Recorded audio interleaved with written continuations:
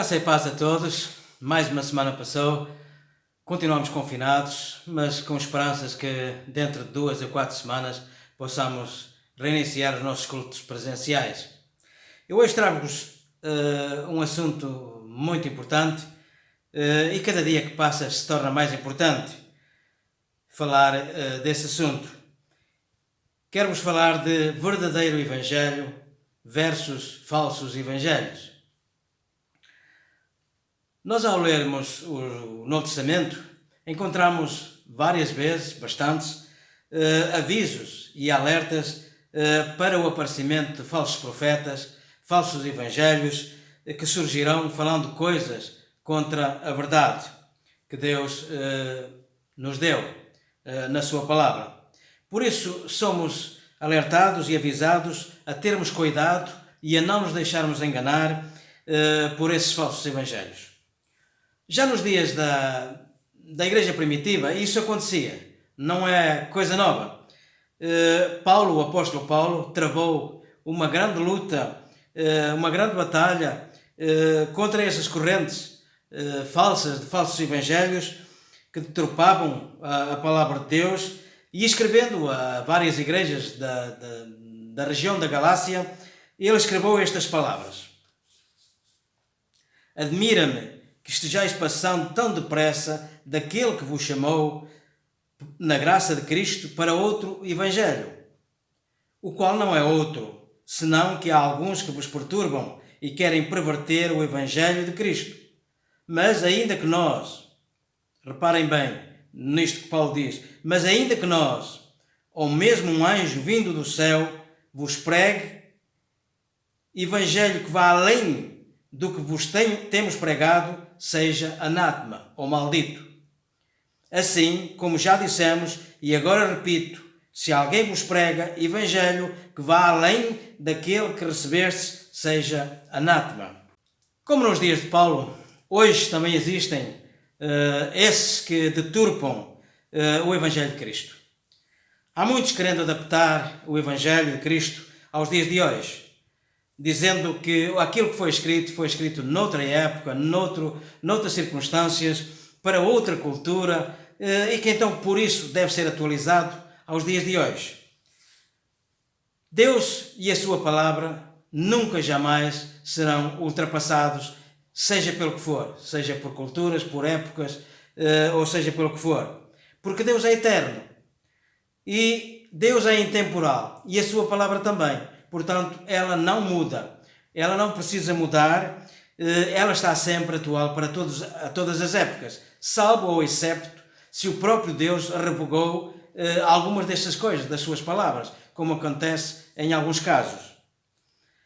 Portanto, não é o Evangelho que tem que ser adaptado aos nossos tempos ou ao homem, mas é o homem que tem que se adaptar ao Evangelho ou à palavra de Deus.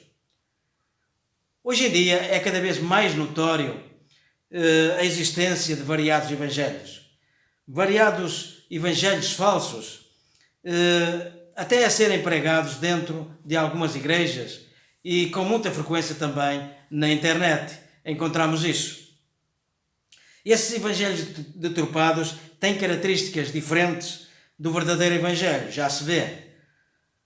Basta estar atento, é preciso estar atento para realmente poder detectá-los. Uma das principais formas de os detectar é que eles têm como principal foco o homem. É um evangelho antropocêntrico, ou seja, centrado no homem, no seu bem-estar físico, no seu bem-estar emocional e material, ignorando e colocando em segundo plano, quando isso acontece, por vezes nem assim acontece, a parte espiritual, que é a mais importante. Invertem assim as situações. Pelo contrário, o Evangelho verdadeiro tem como foco principal Cristo. Ele é centrado em Cristo, na pessoa de Cristo, na sua obra vicária realizada na cruz do Calvário, ou seja, na sua morte, na sua ressurreição, e no bem-estar espiritual das pessoas. Primeiramente e sempre, acima de tudo, o bem-estar espiritual das almas das pessoas.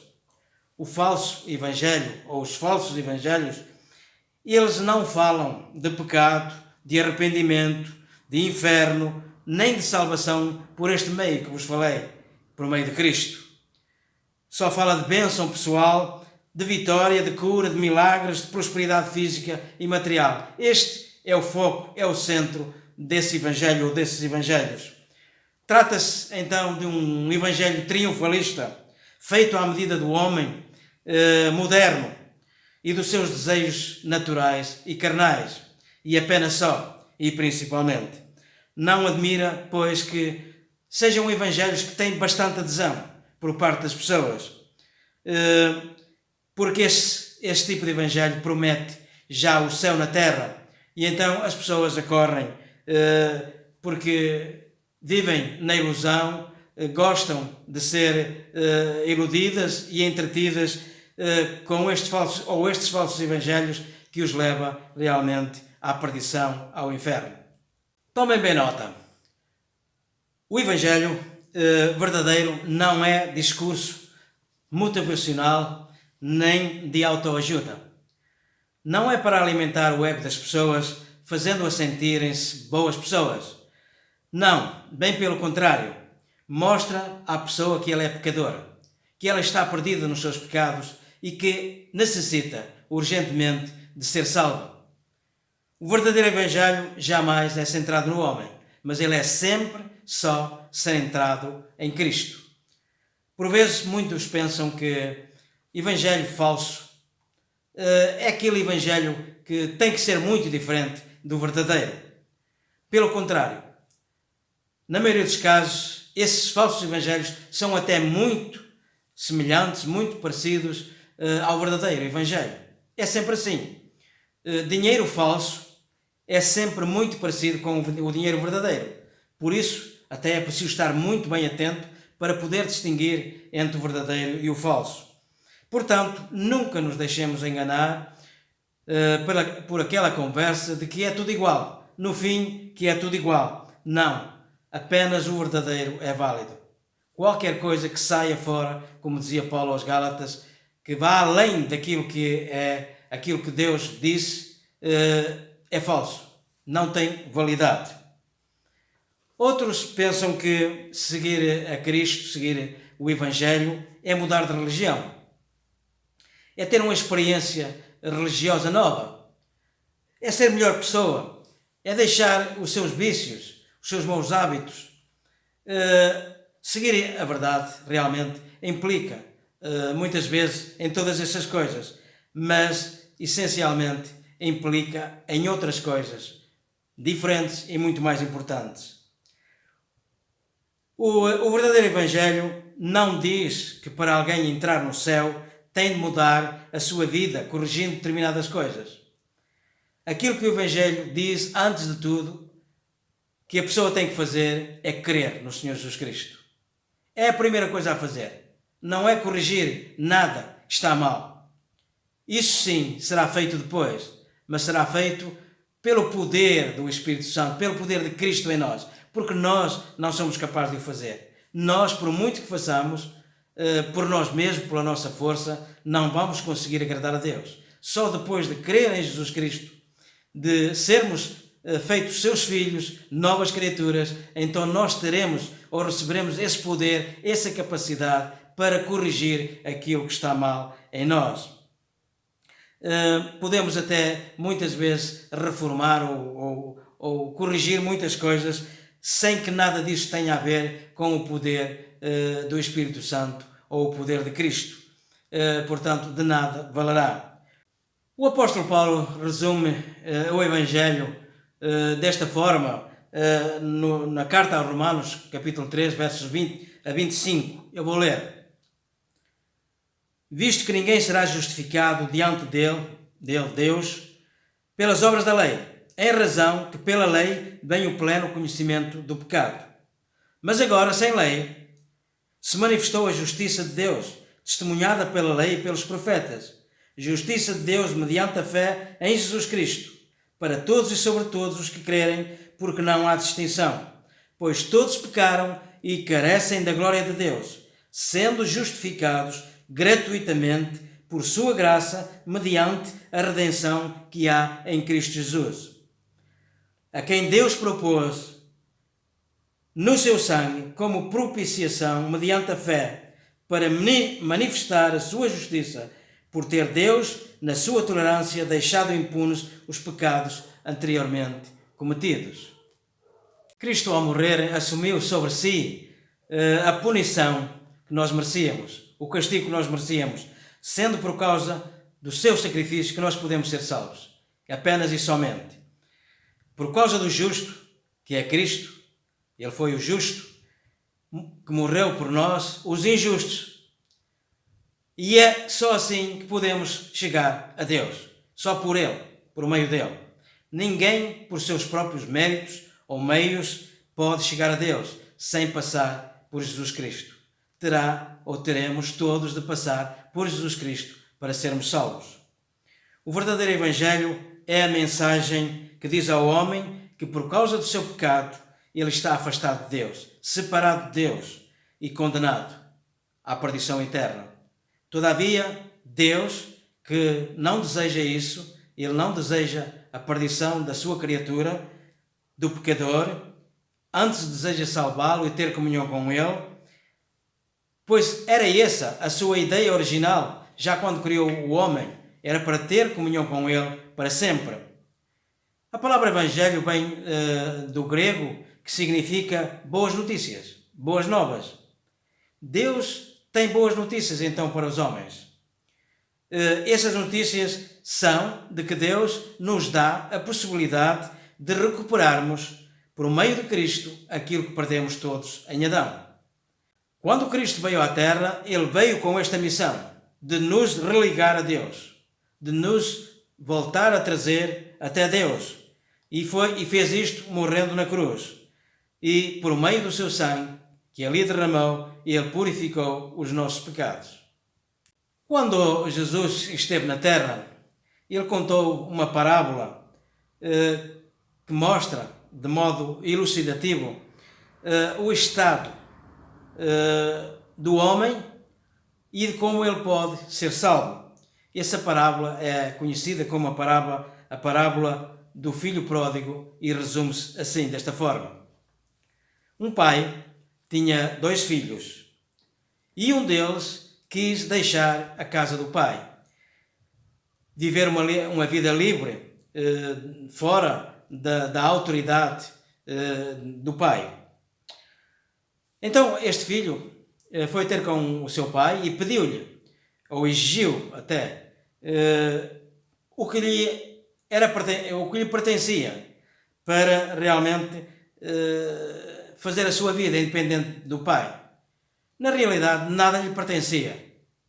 Ele disse que lhe pertencia, mas não lhe pertencia, porque aquilo que era do pai, não pertencia ao filho. Mas o filho, arrogantemente, disse para o pai que lhe desse o que lhe pertencia. O pai, mesmo assim, acedeu e deu-lhe aquilo que realmente ele queria, ele pediu. Esse filho, então, de bolsos cheios, parte para uma terra longínqua. Penso eu que escolheu uma terra bem longe, onde o pai não pudesse até saber notícias dele, onde o pai não pudesse, porventura, ir lá e ver ou espionar aquilo que ele estaria fazendo. Mas muito longe da vista do pai, este filho então viveu, como diz a parábola, dissolutamente.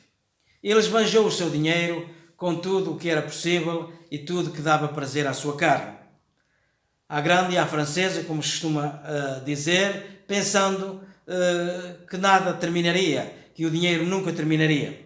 Porém, um dia, ele encontrou-se falido. Ele encontrou-se sem dinheiro, sem nada. Também sem amigos, sem ninguém. Porque quando falta o dinheiro, também os amigos se afastam.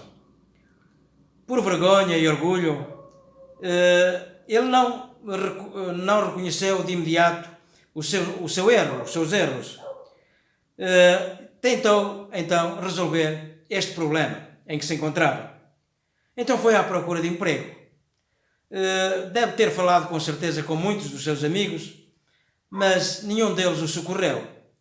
Então, ele, o melhor que arranjou foi um emprego a guardar porcos.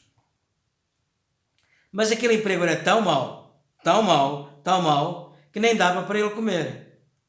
Ele chegava ao ponto de querer comer a comida dos porcos, mas nem isso lhe era permitido. Então ele estava passando mesmo muito, muito, muito mal. Um dia, cansado dessa vida miserável, ele teve um lampejo de lucidez. Ele lembrou-se do pai, lembrou-se da casa do pai, lembrou-se que em casa do pai havia fartura de comida. Até os empregados do seu pai eram bem tratados e comiam abundantemente. E então ele estava miseravelmente morrendo de fome. Então ele tomou a feliz decisão de voltar à casa do pai, pedir perdão e pedindo ao pai que ao menos o recebesse como um dos seus empregados. Ele já nem queria que fosse recebido como filho, mas ao menos como um dos seus empregados. Este filho ainda estava longe da casa do pai e o seu pai já o viu. Certamente o seu pai o esperava. Mais dia menos dia, o pai já sabia o que ia acontecer e estava esperando por ele. Certamente todos os dias ele olhava o horizonte à espera que aquele filho chegasse. E um dia aconteceu. Ele estava chegando. O pai viu-o primeiro. E antes que ele falasse, o pai o abraçou, o beijou e deu ordens aos seus servos que o vestissem com vestes novas, que o calçassem com um calçado novo e ainda lhe metessem um anel no dedo. Aquele filho não merecia tal tratamento. Ele não era merecedor por aquilo que ele fez, ele não merecia ser tratado assim. Mas o seu pai o amava muito e o perdoou e o recebeu de volta como se nada estivesse passado. Sabem, este filho retrata cada um de nós. Nós somos aquele filho que merecíamos ser castigados por aquilo que fizemos contra Deus, por causa dos nossos pecados. Mas Deus, apesar de tudo, decidiu perdoar-nos e salvar-nos. Havia, contudo, um obstáculo para Deus nos poder salvar. É que a santidade e a justiça de Deus não podiam ser maculadas, mas tinham de ficar intactas. Deus era santo e justo e por isso tinha de castigar o nosso pecado, porque senão não podia salvar-nos. O que o homem fez não podia ficar sem castigo. E então o homem teria que ser condenado. Por isso Deus arquitetou um plano em que o pecado do homem fosse castigado e o homem pudesse ser salvo. A justiça de Deus pudesse ser satisfeita e o homem pudesse ser salvo. Este plano passava por Jesus Cristo. Por ele enviar o seu Filho, o Senhor Jesus, ao mundo, pagar ele pelo nosso pecado. É aqui que nasce essa boa notícia, chamada Evangelho, em que o homem é convidado a ser salvo, salvo de uma forma graciosa. Cristo, ao morrer e sofrer o castigo pelos nossos pecados, fez com que o homem ganhasse a possibilidade de ser salvo, bastando crer por meio da fé. Apenas isto. Crendo que esse sacrifício é suficiente para realmente salvar o homem, salvar a sua alma. Já fizeste isto que aquele rapaz fez? De voltar para o Pai, de voltar para Deus? Já pediste perdão a Deus pelos teus pecados? Já o pediste que te receba? Não basta saber. Não basta saber que Jesus morreu por ti. Não basta ser uma boa pessoa e temer a Deus, não fazer mal ao próximo. Isto são tudo coisas muito boas, mas isto não basta para salvar ninguém. Precisamos receber Jesus. Precisamos crer em Jesus. Precisamos crer que o seu sangue tem poder para perdoar os nossos pecados. E somente isso, nada mais. Então, nós lemos isto em Romanos 10, 9. Se com a tua boca confessares Jesus como Senhor e em teu coração creres que Deus o ressuscitou dos mortos, será salvo. Como vês, Deus não pede muito. Deus não pede nada de difícil, nada de custoso. Não é preciso pagar, não é preciso fazer nada a não ser isto: crer, confessar com a boca que Jesus é Senhor e no coração crer que Deus o ressuscitou dentre os mortos e será salvo. É isto que toda a pessoa precisa de fazer, e apenas isto para ser salvo.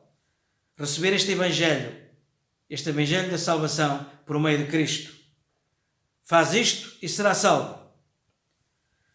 Que Deus abençoe e guarde todos nós.